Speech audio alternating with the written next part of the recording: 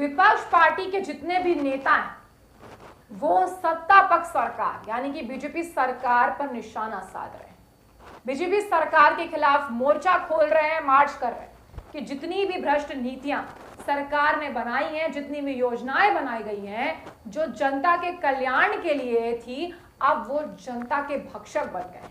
जी हाँ, जनता के रक्षक और जनता की सेवा करने का प्रण लेने वाली बीजेपी सरकार जनता के ही मसलों पर बात नहीं करना चाहती है, जनता को ही लूटने का काम कर रही है। अब इसे लेकर विपक्ष के कान खड़े हो गए हैं और विपक्ष पार्टी लगातार बीजेपी पर निशाना साध रही है। सत्ता पक्ष सरकार जिस तरीके से इस देश की संपत्ति खुलेआम लुटा रही है, इसे लेकर विपक्ष अब जाग चुका है और देश की जनता भी जाग चुकी है और अब विपक्ष को और देश की जनता को जवाब चाहिए।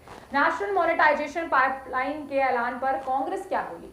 पीएम मोदी आसमान, जमीन और पाताल सब बेच डालेंगे। अब इसे लेकर महायुद्ध होते हुए नजर आ रहा है कि जिस तरीके से खुलेआम देश की संपत्ति बड़े बड़े उद्योगपतियों को, पूंजीवादियों को बेच दी जा रही है, इसे लेकर अब जनता के अंदर और विपक्ष पार्टियों के अंदर आक्रोश जो है वो आ चुका है। कांग्रेस ने वित्त मंत्री निर्मला सीतारमण की 6 लाख करोड़ रुपए की राष्ट्रीय मुद्रीकरण पाइपलाइन प्रोग्राम यानी कि एनएमपी की घोषणा को लेकर सोमवार को सरकार पर निशाना साधा और आरोप लगाया कि प्रधानमंत्री नरेंद्र मोदी आकाश, पाताल और जमीन सब बेच डालेंगे। पार्टी के मुख्य प्रवक्ता रणदीप सुरजेवाला ने ट्वीट किया है। क्या ट्वीट किया हम आपको दिखा देते हैं। 60 लाख करोड़ रुपए की देश की संपत्ति की सेल, सड़क, रेल, खदान, दूरसंचार, बिजली, गैस, हवाई अड्डे, बंदरगाह, खेल स्टेडियम यानी मोदी जी आसमान, जमीन और पाताल सब बेच डालेंगे। बीजेपी है तो देश की संपत्ति नहीं बचेगी। ये रणदीप सुरजेवाला जी का ट्वीट था। इसे लेकर अब नया बवाल जो है वो खड़ा हो गया। पहले देश की संपत्ति बनाने के लिए प्रोग्राम बनाए जाते थे, आज देश बेचने के लिए बनाए जा रहे हैं, ये कह रहे हैं सुरजेवाला। केंद्र में सत्तारूढ़ भाजपा सरकारी संस्थानों का निजीकरण करने के मामले में विपक्षी दलों के निशाने पर बनी रहती है। अब देश की वित्त मंत्री निर्मला सीतारमण ने देश की सरकारी संपत्तियों को बेचने के लिए मोदी सरकार द्वारा एक नया प्रोग्राम बनाए जाने का ऐलान किया है।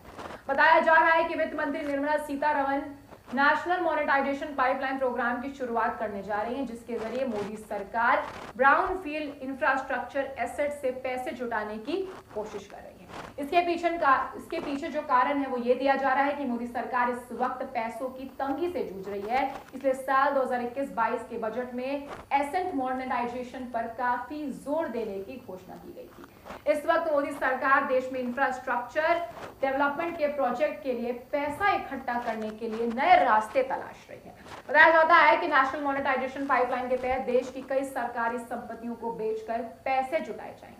सरकारी संपत्तियों के मुद्रीकरण को सिर्फ वित्त पोषण का साधन ही नहीं बल्कि ढांचागत परियोजनाओं के रखरखाव और विस्तार को बेहतर रणनीति के तौर पर देखा जा रहा है। एक तरफ मोदी सरकार यह वादा कर रही है कि हम इस देश में फॉरेन इन्वेस्टमेंट लेकर आएंगे, नई नई कंपनियां खुलेंगी जिससे रोजगार बढ़ेगा, लेकिन असल में देश की संपत्ति खुलेआम लुटाई जा रही है और इसे लेकर अब विपक्ष जवाब मांग रहा है। जी हाँ, मोदी सरकार पर निशाना साधा जा रहा है।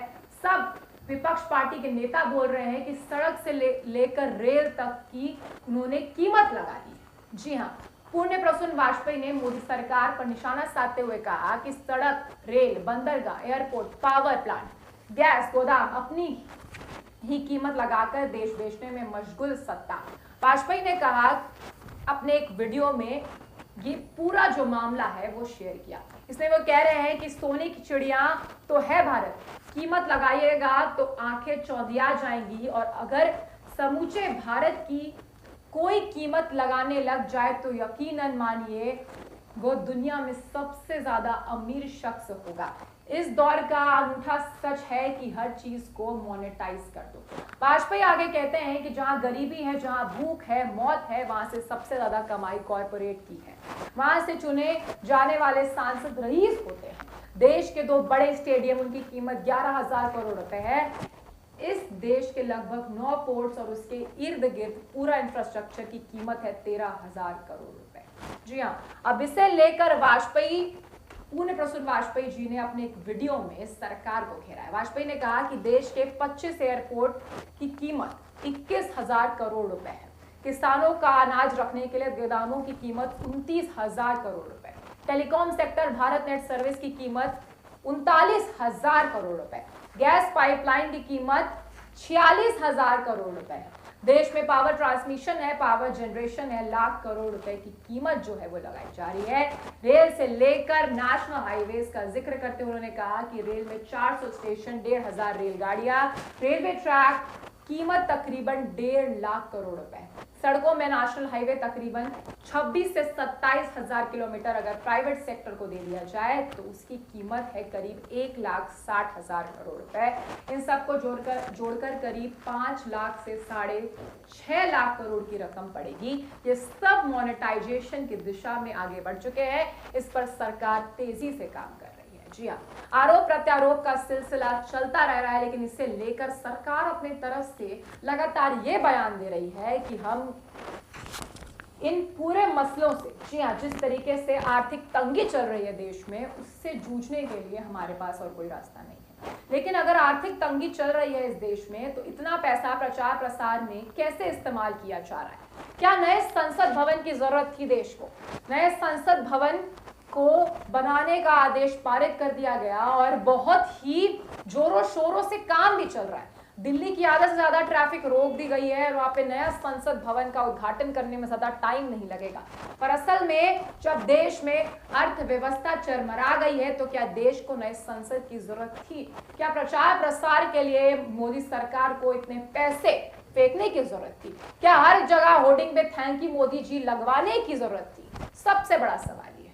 कोई भी रिपोर्ट नहीं आती है, कहीं भी कोई खुलासा नहीं होता है कि आखिर सरकारी खजाने से कितने पैसे किन किन फील्ड में, किन किन सेक्टर में उड़ाए जा रहे हैं। निजीकरण तो हो रहा है, लेकिन उनसे आने वाला पैसा किस तरीके से इस्तेमाल किया जा रहा है इसका भी कोई ब्यौरा नहीं दिया जाता, ना किसी गुणवत्ता की जांच होती है। आप देख लीजिए, नया भारत यही है जिसे 5 ट्रिलियन इकोनॉमी बनाने की कोशिश की गई थी, लेकिन बात तो बिल्कुल सही है, 5 ट्रिलियन इकोनॉमी बनाएंगे कैसे? अपने देश को बेचकर। और यही सच्चाई है जो देश की जनता को हम बता रहे हैं। बाकी खबरों के लिए बने रहे वायरल न्यूज 24 के साथ। आराम से रहिए, क्योंकि हो सकता है पीने के पानी से लेके हवा, सांस, सब कुछ खरीद लें मोदी जी और फिर बेच दे बाहर। धन्यवाद।